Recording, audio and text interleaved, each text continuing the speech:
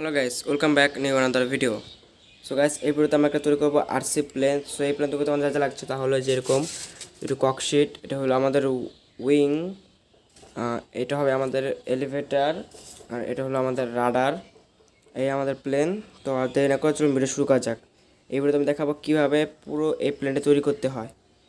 So guys, দেখতে পাচ্ছেন আমাদের উইংটি কমপ্লিট।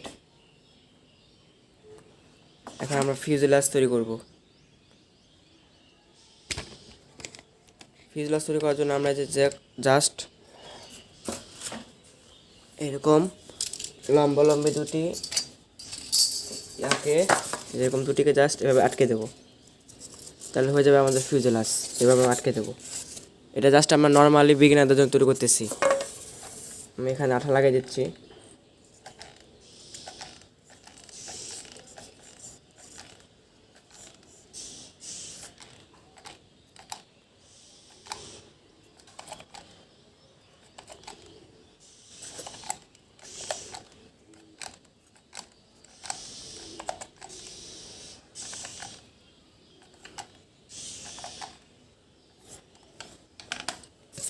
এখন আমি এটা লাগিয়ে দেবো।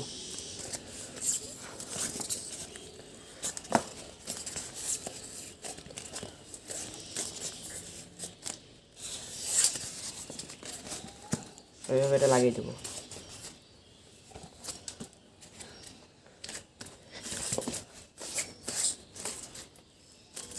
এটা আমাদের ফিউজেলাজ তৈরি। এখন আমরা এটা আমাদের পাখা আর হলো আমাদের এলিভেটর লাগাবো।